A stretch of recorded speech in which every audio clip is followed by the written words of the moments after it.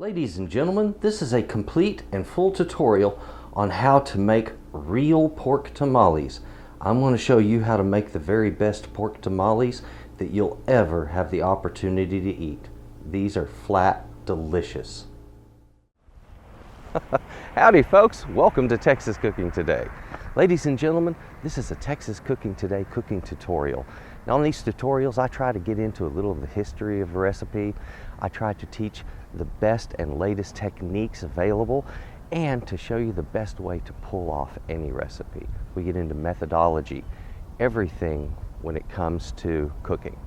So folks, kick your heels up, relax, kick back, and let's get in the kitchen and get busy cooking. Come on.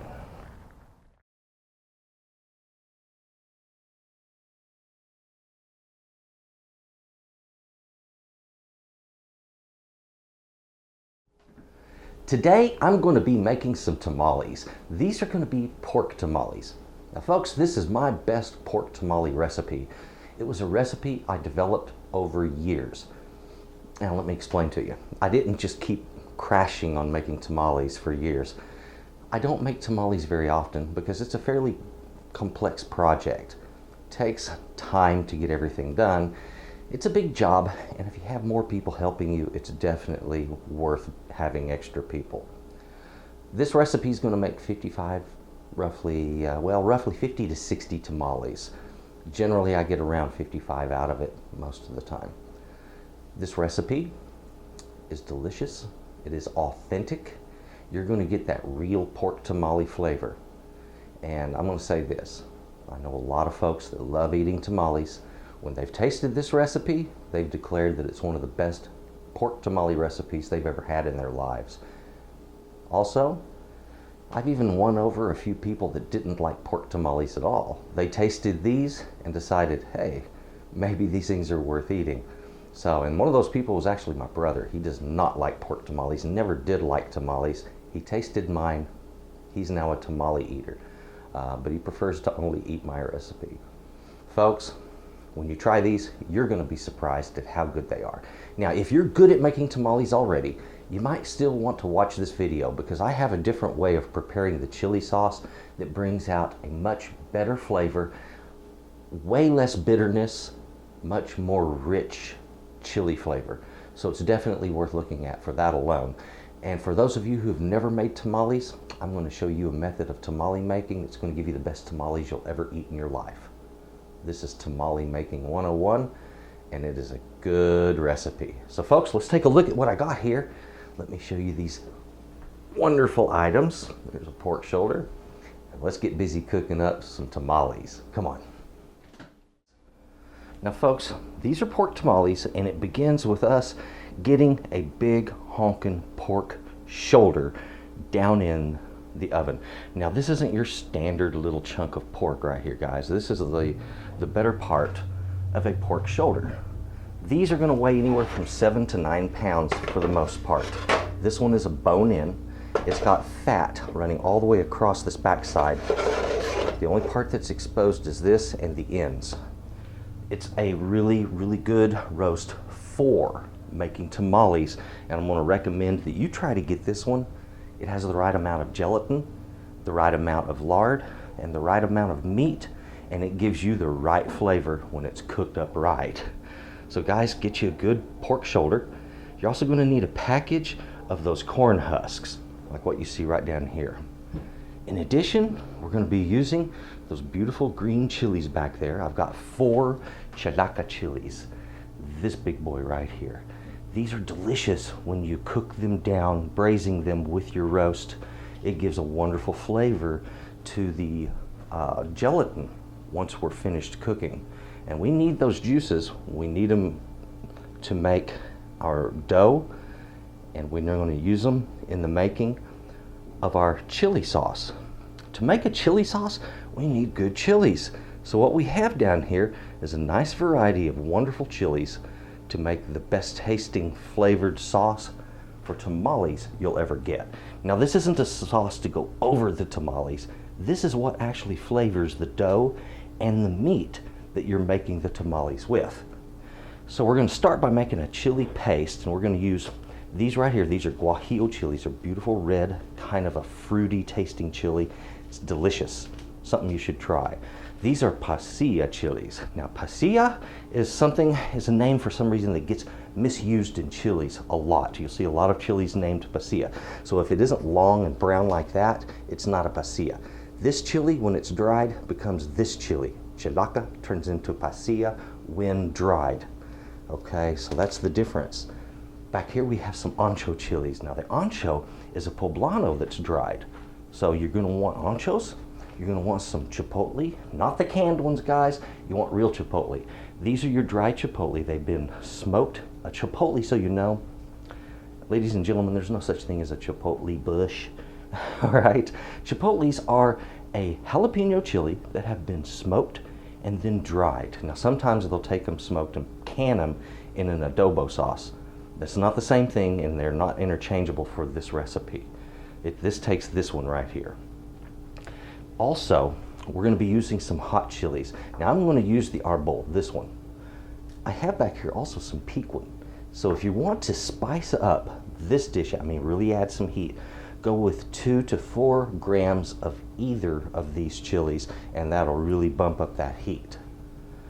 We're also going to be putting in some garlic, black pepper, salt, cumin, and folks, right over here we have a tub of lard and a big old bag of masa harina.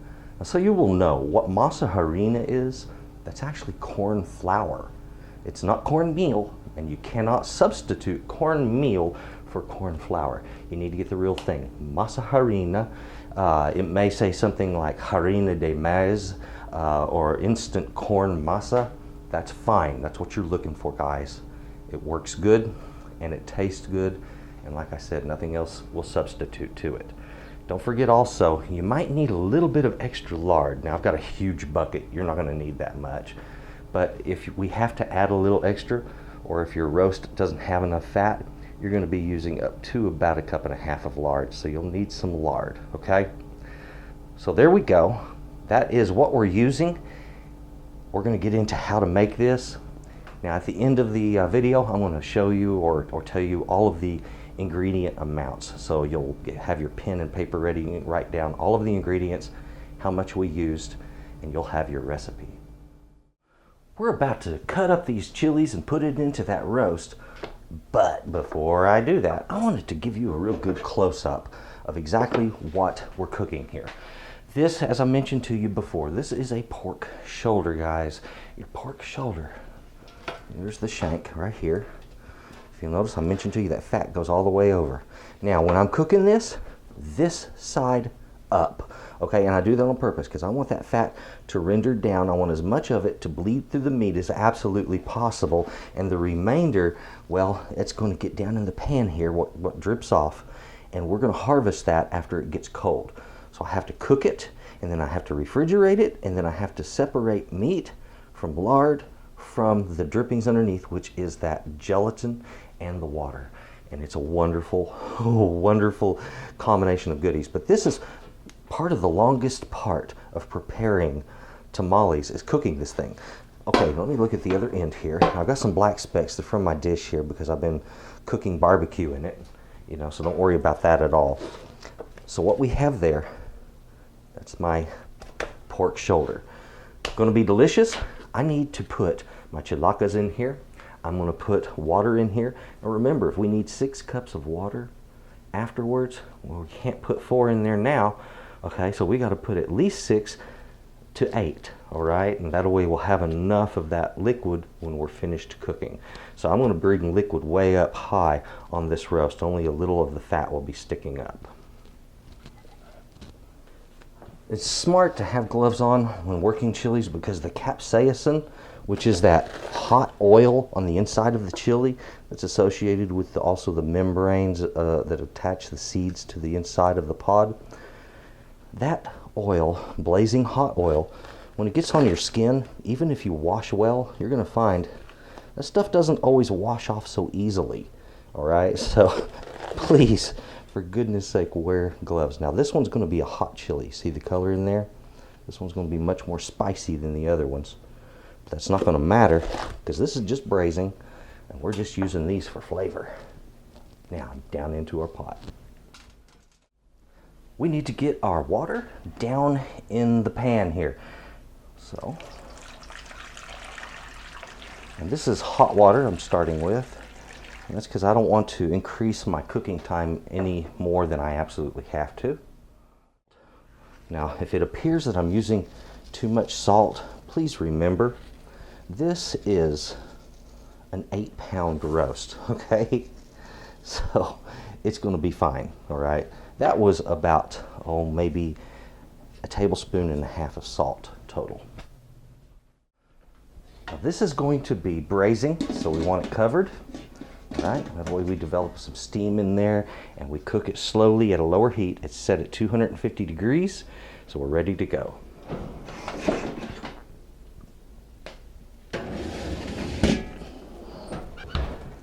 There we go, it's down in that oven. This is going to be a while, okay? It's a number of hours until this is cooked up, so give yourself some time. In the meantime, this is day one, okay? This is a 2-day process. Day one, we cook the meat. Then we have to cool the meat down, and then we have to refrigerate the meat. And we do that on purpose to separate those fats, because we're going to cool it down in the fat so it pulls moisture back into it. It's going to make for a very, very good flavor. Folks, next I need to get my cutting board ready to cut up some chilies, because I'm going to soak those today and I'm going to make my chili paste today. Tomorrow I'll have much less work to do. I'll take my chili paste and turn it into a sauce. Now the reason I don't do that today is because part of that sauce requires the drippings off of the roast, and those haven't been created yet. So it's a matter of waiting. Folks, we are going to need to get these chilies rehydrated.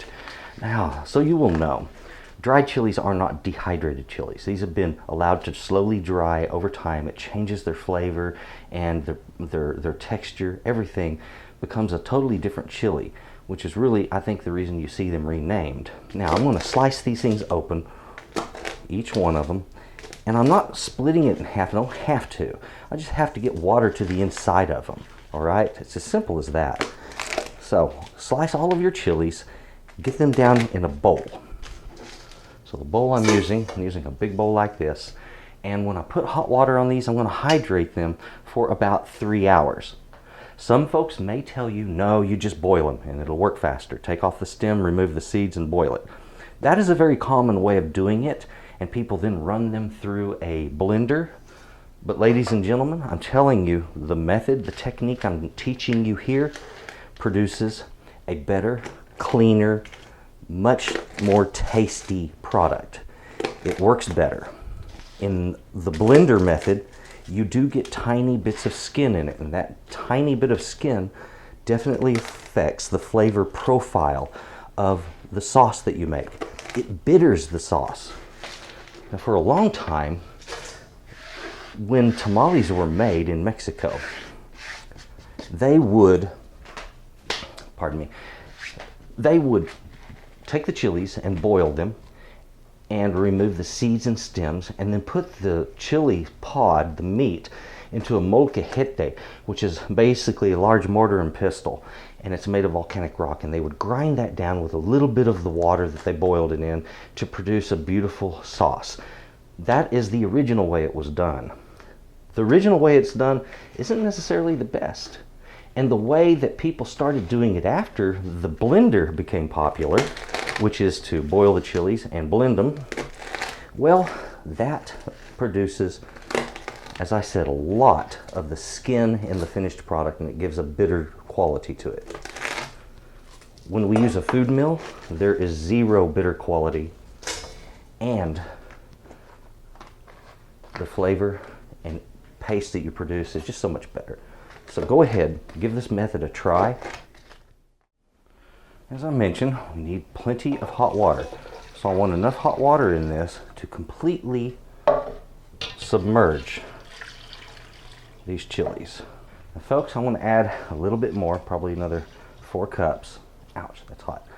So like I said, you want these completely submerged, and remember, they're going to expand just a little bit as they fill with water and that meat takes in moisture again. Okay, so go ahead and get enough on them.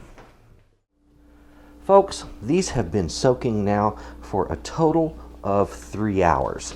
they have become very soft and pulpy, and they're absolutely perfect now for milling. So that's the thing, you know, this is one of those things that you do, like I said, the day before. So there's no rush on it. It has plenty of time. And once they are fully rehydrated, of course, they become these big, thick, beautiful, meaty chilies again. And they become very special. So what I want to do is take these and we're going to process them right through this. This is a food mill. If you've never used one of these, this is an absolutely magnificent item. If you have used them, then you kind of understand. But a food mill forces the pulp down through these little holes, but the skin and the seeds and all of that will remain up in here. It won't process those. So let's take these, and what I'm going to do here is very simple. I'm just going to pull this meaty portion away from the crown and that stem. I'm just going to throw those away. Guys, you don't really have to do much more, but I like to break these just a little bit. It, in my view, kind of speeds things up in that food mill. Just throw it down in there. If you get some seeds in your food mill, not going to hurt a thing. The seeds will not process through. Again, just separate that. These, tear them in half, toss them on in. So that's all I'm going to do. I'm just going to get all of my chilies right down in this, and if you would, please do the same exact thing. And then once we get a good amount of chilies in our food mill, we're going to go ahead and process them. I've gotten all of my chilies now right down in my food mill. I'm about to start the milling process. This is going to take me maybe 10 minutes to do this, and it's not like a lot of hard work. What's going to happen here is I'm going to be using my spatula to scrape the chili paste off of the bottom of this, and I'm going to show you what it looks like as we go. Now, when you're using a food mill, something I like to do is I like to pull the food mill to me, press it against my body to give it a little stability while you hold the handle, and then just crank away. Now, in the event that you're wondering, is he making any headway? In just the few seconds I've been doing this, let's take a quick peek. Okay, I've got some in the bottom of my pan, and also right here, a whole bunch more. So what I've already processed through this is, maybe a little over 3/4 of a cup. So yes, this goes pretty quickly. Don't be afraid of using a food mill, folks. If it looks like too much work, it really isn't. You're just rotating a paddle, and there's no real resistance on it. I mean, these things are thin, soft, a little light chilies, that's all.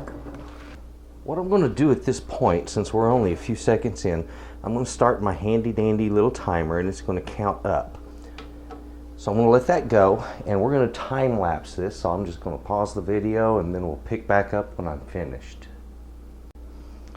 I've been milling this for just a few minutes. I put a towel underneath this to cut down on some of the noise. But if you'll notice here in the top, it's just pretty much burned up skins now. All right, so I've got a bunch of skins and seeds. And right now, so you'll know, our time just hit 3 minutes. So I've been milling that for a total of maybe 4 minutes. The milling goes a lot faster the longer you soak the chilies. It makes the pulp so much softer. So, a very short milling period. Now, if you have a smaller mill, it may take a little longer. Like I said, up to about 10 minutes maybe.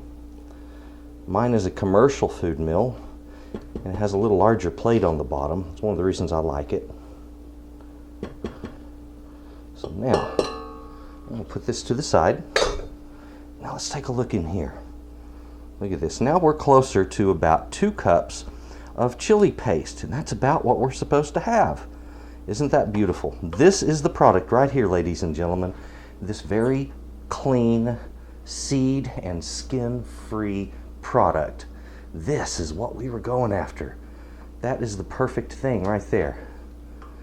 This I'm going to put in another container. It's just going to be one of those little plastic food containers with a snap-on lid. I'm going to put it in the refrigeration and leave it alone until tomorrow. That is just pure, clean chili paste made from your dried chilies. This has been in the oven for about 6 hours. Down here, The bone, the meat is pulling free from the bone there, and the meat has become very tender and will come apart quite easily. This fat just pulls free very easily. The bone is protruding over here about 1.5 inches. So we are done. Now I'm going to pull these chilies out. I just need to get them out of my way because they've done their part. Once this has cooled down, and I need to give it plenty of time to get to where I can touch this pan, and once I can, and I've got that all nice and cool in there at just a little above room temperature, I can then transfer it to the refrigerator. I'll cover it, put it in the fridge, and bring it down in temperature so that I can separate the lard, which will be on top, from the gelatin underneath that, and it will make it easy to shred the meat also. Well, ladies and gentlemen, as you've seen, we've cooked up our roast. It came out beautiful. The meat was tender, it was falling off of the bone. I tasted it, the flavor is fantastic. Spot on perfect, and so is the texture. That meat will shred easily now. So here's what I did. Finished cooking it, cooled it down, put it in the refrigerator. Now it's cold, all right? It's next day. I need to separate everything in that pan. We're gonna take a look at it in a minute. We're gonna pull the lard off of the top. We're gonna take the meat out of there, and then I'm gonna take those remaining juices and we're going to set them aside in a bowl. And as they come up in temperature in a little bit, I'll be able to pour the gelatin and juices through a strainer to pick out any material or specks that I don't necessarily want in there. So first, we have to do this in order, guys. You need to understand this. I can't just go ahead and make the dough right now. Can't do that because I need the sauce that I'm going to be making, and I need the gelatin from that meat, all right, to hydrate that dough. So until I get that meat taken care of, I can't make either of those things. I can't make the sauce because, again, I need the gelatin from that meat. That's one of the things that I use to thin the chili paste and make a beautiful sauce. All right, so everything has to be in order. Let's take a look at the meat and get busy processing this thing out. Come on. Here is our roast after it's pulled from the refrigerator. I have a couple of bowls. The big one's going to be for the gelatin underneath that fat, the smaller one for the fat itself. Now when I'm talking about the fat on top, I'm not talking about this fat right here. This is the unrendered fat that was left over on our roast. I'm going to discard of this. The fat I'm looking for is the rendered fat that came out of this and settled off in this liquid, and that would be this white stuff on top here. So I want to save my rendered fat, this stuff right here, and all I have to do is just reach in there and lift this off of the top. See there? Now I don't want to get any of that gelatin. I'll use that in a different way at a different time. See there? So here I am harvesting that lard, and I'm just going to take it and set it aside in that little bowl. Now the reason I try to harvest as much of my own home lard as absolutely possible instead of just using a processed lard, which I do have a big tub of, the reason I prefer to use this, ladies and gentlemen, this tastes a little better. It hasn't been refined. It hasn't had all of the goodness removed from it. It still contains a lot of that extra flavor that we get from that roast. So a little less processing, a little better flavor. Now see here underneath, that's our gelatin. Look at this, just like Jell-O. Okay, I shouldn't have said that brand name, but yeah, it's just like any gelatin you buy at the store. Look at this.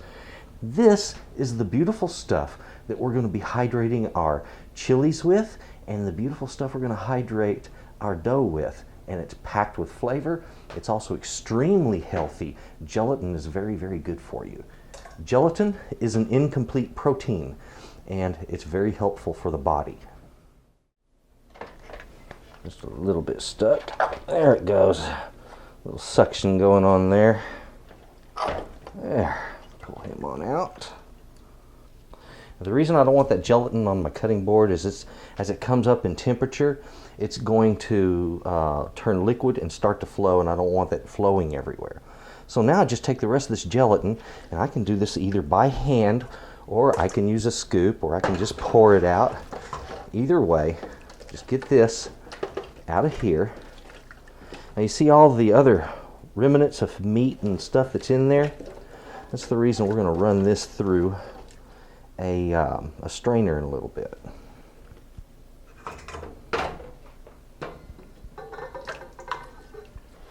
All right, now we can move on to taking care of our meat, and I've got to begin by removing this fat from the back side here. All right, this is all material. Now, if you wanted to use this for cooking up other dishes and flavoring those dishes, you can do that. You just throw this fat back down into whatever and let it cook on off, and it's going to release so much more flavor. It's all a good thing. I don't have any use for it today, so guess what? It goes away. This is one of the few things that we in the end don't save. Another thing I could do with this would be to put it in a pan and render it down to be used as rendered lard for other dishes. Let's go ahead and break this meat apart. See my bone down in there? Okay, I want to get a little zoom going on there so everybody can see what's happening. So what I'm doing now is I'm just kind of breaking this apart so that I can get it shredded. I find that this makes it a little easier. If you know anybody that has dogs, it's a wonderful bone, long stewed. Now, other things you want to look for are some of the components of these joints, you know, like the cartilage and things like that. Go ahead and get that out of there. You don't necessarily need that in your finished product. Here we have another part of that joint right here. Something I do want to mention when it comes to shredding meat like this. You see how long our fibers are. This is, you can see the fibers of the meat right here. So that's our grain. I want to shorten those fibers to about an inch, inch and a half range. And that right there is about an inch and a quarter long. So when I break this apart, what I end up with are these little fibers of meat, like so. And that's exactly perfect. A little tiny chunk of meat, just like that. Each one separate and on their own. So you're basically just looking to shred this out, and it's no harder than that, folks. So go at it and just shred that meat. I put my gelatin over a low flame just long enough to get it to basically become liquid again. Now that's the state I have it in. I've got this beautiful liquid here. I'm going to pour this through a strainer into my measuring cup here, and I'm going to have to do this a couple of times. So I have also a paper towel out just in case there's any messes.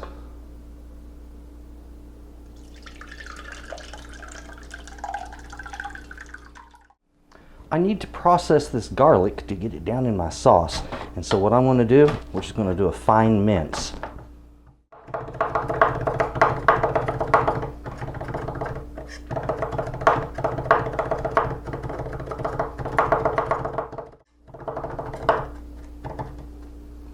Right, looky there, folks. We have a nice fine mince. Didn't take but just a moment to do. Let's get it in our pot. There we go.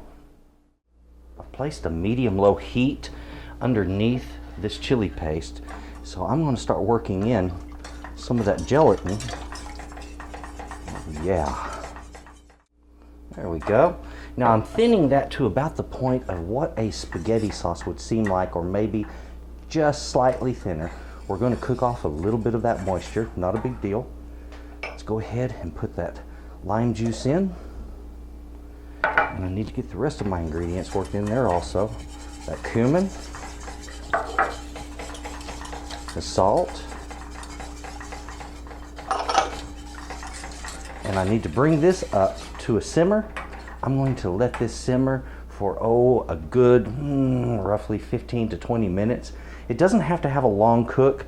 It just needs enough cook to get the spices you put in there cooked and to combine those flavors well so that it's ready to use. Once it's fully cooked and it's been simmered a little bit, I'll put 1 cup aside, and that will be for the dough that I'm going to make. So we have to have 1 cup, and we're going to have it kind of cooled down. So we don't want to do a long cook on this. As I mentioned, I figured I would have about 1 cup of lard that came from my roast, and that's it right there. That's that rendered lard. And I really didn't get much more than maybe a tablespoon or so. So the rest of it, I'm going to use this processed lard right here. And this gives you a good chance to really see the difference. The processed lard looks very white, it looks very filtered, and it is. The flavor of pork that it has is very, very light. So it's nowhere near as porky tasting as the natural stuff that you get from your roast, but it still does the job. Well, things are well underway. Our sauce came down in temperature, and I have already poured off 1 cup of it for the dough mixture. The rest of the sauce is actually going to be used for flavoring the meat. Don't worry, there's a lot of meat here, so it's going to be able to take in a lot of sauce. And that may look like a lot, but in reality, once it's all mixed in, it's absolutely divine, okay? You see, part of what we're mixing back into this meat are the meat's own juices. So think about that. We are compounding flavors here. We're stacking those flavors and making something very intense and special. I needed to take a moment to tell you a little story about something that happened to me. And it's relating to the pot right here. See how large this pot is? How big in diameter? When you're cooking 50 tamales, it takes a lot of space to cook them. All right, and a lot of tamale cookers, if you get a tamale cooker, is a very large diameter pot. They have an artificial bottom in them that allows steam to come up through. This one is basically a fryer. It's got a fryer basket that gives me, here, this guy, gives me the exact same thing as the tamale pot. So it's a little more versatile for me. I like this style. But something you need to know. Went to my brother's house last year, and this was during the holidays. My mother wanted tamales, and so I decided, okay, I'm going to go cook Mom some tamales. Well, while we were preparing tamales, as it turns out, my brother has an electric stove. I cook on gas, and I just had never thought that this could have been a problem. But I tell him before I get there, make sure you get a big tamale pot, something really wide, because we can cook more tamales at once. Okay, really cool. He gets a big one. The problem that we ran into is the pot. Once it got nice and hot and it was collecting heat off of the burner, we noticed that heat was pushing down into the top of his stove. About 45 minutes into the cook, we could smell some electric, a little bit of an electric burn. We weren't really sure where it was coming from. We suspected the stove, but we weren't positive. And then about another 10, maybe 15 minutes after that, we see a little smoke coming up from the stove, so we turn it off. At that point, the tamales were fully cooked. However, so was my brother's stove. You see, he has an exposed burner that plugs into a little socket. And some stoves, you know, they build those with ceramic sockets, and that would have held up, but his had the plastic type, and it's a high temperature plastic. It's designed to hold up through heat. But in this case, we just built up too much heat. The pot was holding heat down and not allowing it to get out and escape, and allowed the top of his stove to overheat. So the wiring got too hot, and so did the sockets. Basically, he had a little repair work to do on it after that, but we had good tamales. However, the moral of this story is, please be careful about the size of the pot you use. If it overlaps too much on your stove and you're using electric, you can get problems, okay? Also, if it overlaps on your counter or cutting boards or anything like that, you can melt your counter or shatter your counter if it is stone, or you can burn your cutting boards. Lots of problems can happen. Be careful about the size of your pot and what it overhangs, because you don't want damage. Now guys, I've got everything ready. The meat is now seasoned. The chili sauce is finished and cooled. I have everything measured out for the dough. I'm ready to make that dough. So it's all set up over here. Let's turn the camera around and get busy finishing these tamales. Come on. Now folks, you want those corn husks to be nice and pliable and soft, and they will usually come that way right in the package, but you want them to be enhanced even further. So go ahead and get them soaking in hot water, get them pressed down in there good, and plenty of time to soak. Now I like to do this just before I start making my corn dough, and that way these will have plenty of time to soak and cool a little bit, and it'll be great to work with when it comes time to make tamales. Folks, we're going to have to start by creaming the fat, and we're also going to have to we're also going to have to mix our dry ingredients together. So now, processed lard is so much harder, more firm than the stuff that you get yourself off of your own roast. Now before I get all involved in creaming that, the next thing I want to show you is we're going to mix together all of our dry ingredients. So we have our salt. I'm going to add this. Our cumin. There we go. This is baking powder.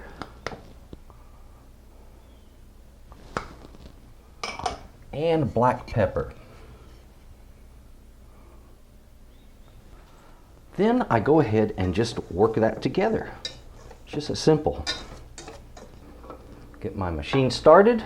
If you'd like, come over here, let's take a look in the bowl, and you'll get some idea of what this looks like as we work through it. Now if you'll notice in the bottom of my bowl, I had a little of the gelatin left from that roast, and it was mixed in with some of the fat. Don't let that bother you. It will not affect this creaming process at all.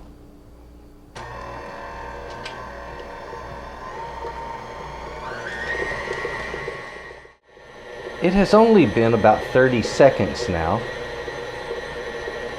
See how it's developing? So we're going to cream this the same way we would cream, let's say, shortening or something like that, or the way you would cream cheese. We're going to be adding some volume to it, whipping air basically into that fat. That's only been running now for about 1.5 minutes. That was really pretty quick. So what I wanted to do is just kind of show you what it's doing, how it's developing. It's gotten very smooth and creamy, like a smooth, creamy frosting would be. Lovely. Now what I'm doing here is I'm just breaking it free from the sides of the bowl, because there's going to be some that wasn't hit by that beater, and you're trying to get it mixed in, worked in with all the rest. But you can see there's been a change in color. There has been a change in the volume. The total appearance of it is much more pleasant now. All right, I have this beautifully creamed. Look at that. That is absolutely gorgeous. It has about doubled in its volume. It is smooth, satiny, shiny, and just fantastic. So what I want to do now is take some of my masa, that masa harina, corn flour, just drop it down in there. We'll stop this again, and I'm going to do what I did before, which is freeing it up from the side of the bowl, because there's a bunch up here that won't get hit.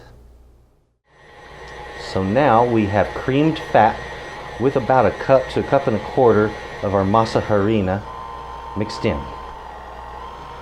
I'm going to add, at low speed, some of my chili sauce.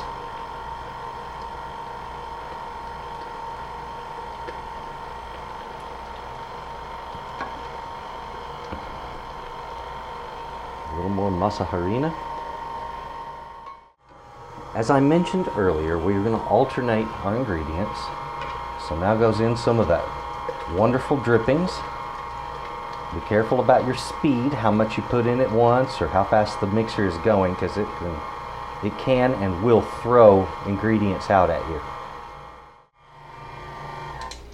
Just as I have done throughout, occasionally you want to raise things up, get in there and scrape away that bowl, okay? And this is just necessary for even mixing, and it doesn't really matter what kind of mixer you have. Sometimes you just kind of got to get in there and get messy, but at the same time you want to feel your product. And folks, this right here is feeling to me very much like peanut butter, and that is a good sign. That's a good texture. That's really what we're looking for.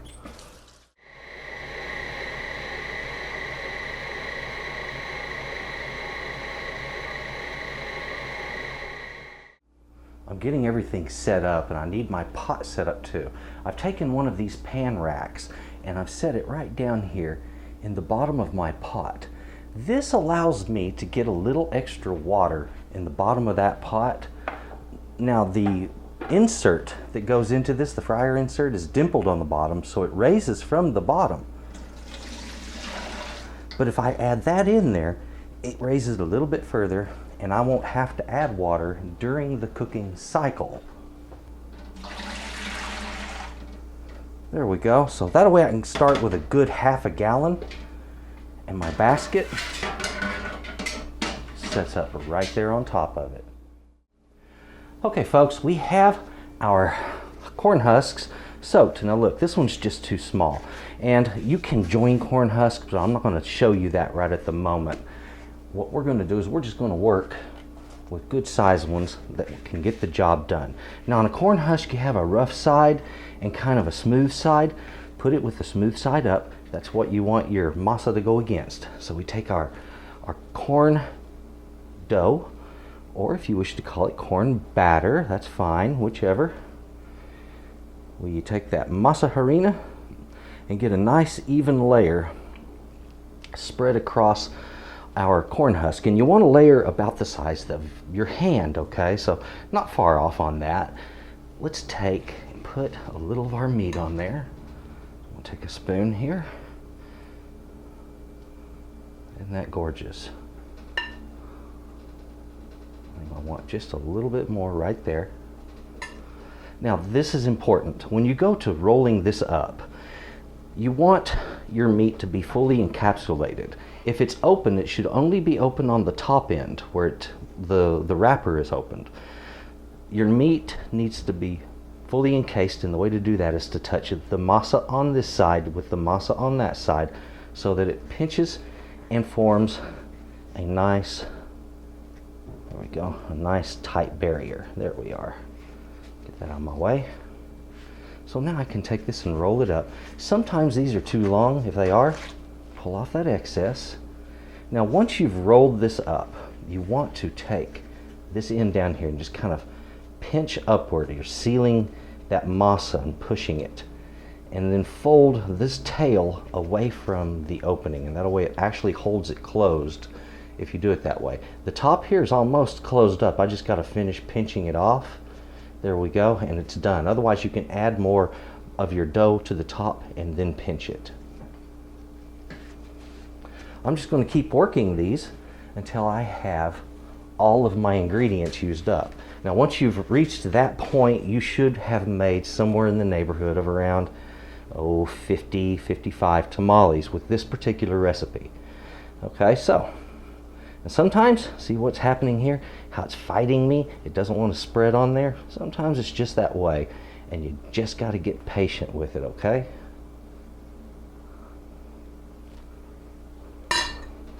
A gentle hand really seems to help when it comes to making tamales.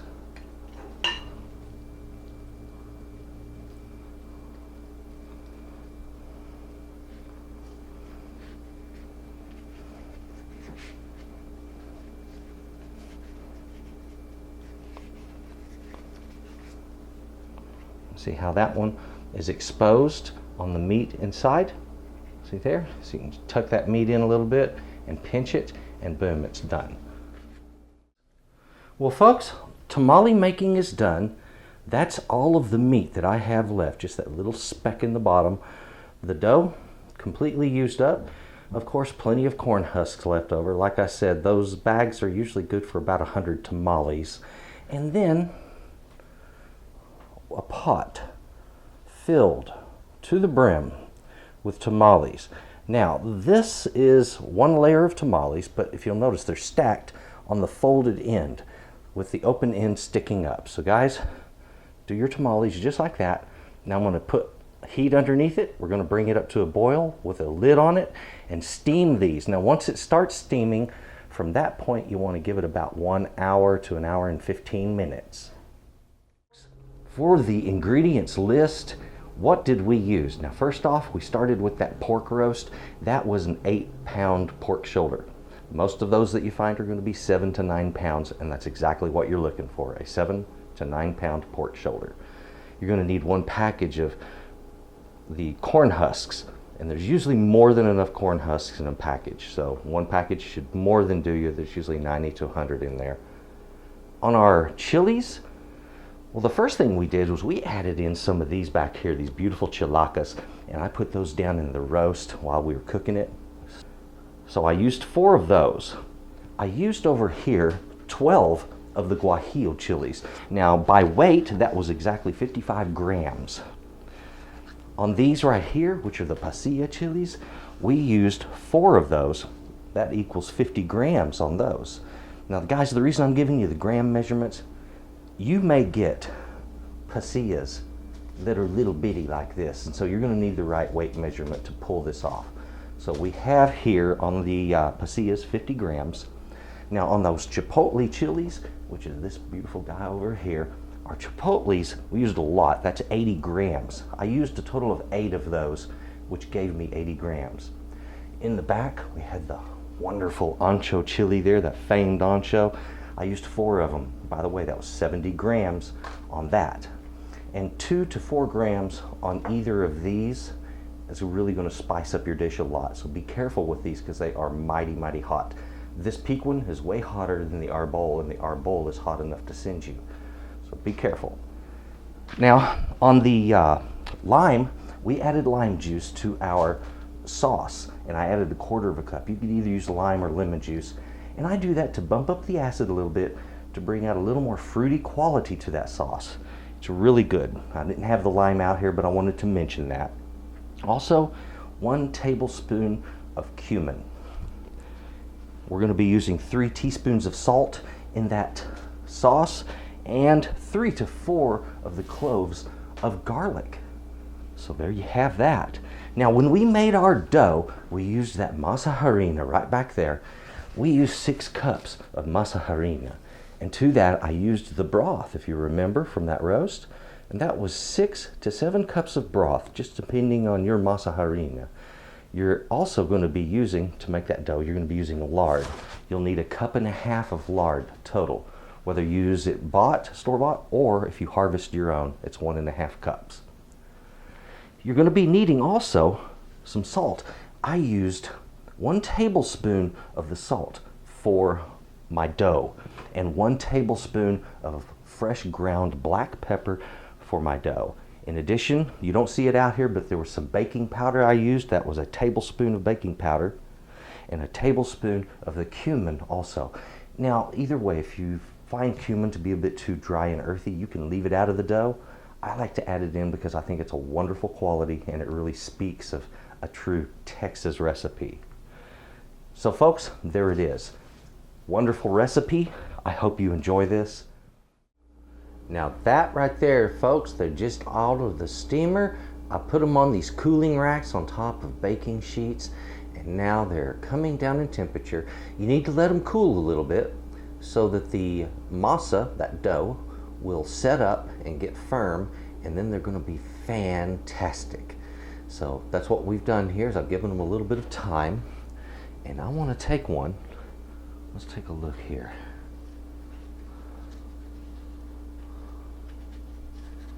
This is the one that looks like I had double wrapped. Maybe it was a smaller wrapper. Yep.